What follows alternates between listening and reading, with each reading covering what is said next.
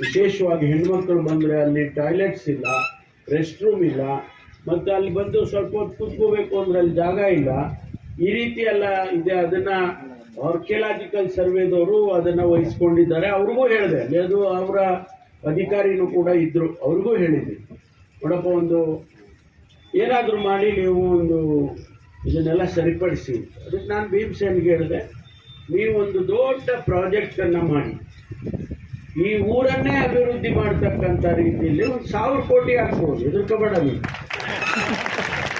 1,000 ಕೋಟಿ ಅಂದರೆ ಎದುರ್ಕಂತೀಯ?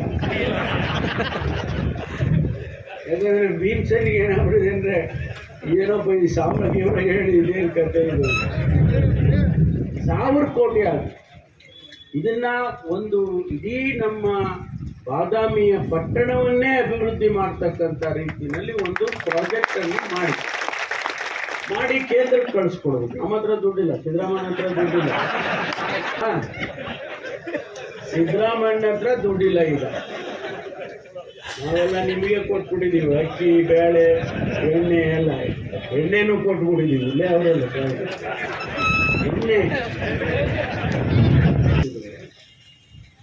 ಇದನ್ನ ರಕ್ಷಣೆ ಮಾಡ್ತಕ್ಕಂಥ ಕೆಲಸ ಮತ್ತು ಊರನ್ನು ಕೂಡ ಇನ್ನೊಂದಿಷ್ಟು ಬ್ಯೂಟಿಫಿಕೇಶನ್ ಮಾಡೋದಕ್ಕೆ, ಸುಂದರ ಮಾಡೋದಕ್ಕೆ ಅನುಕೂಲ ಆಗುತ್ತೆ.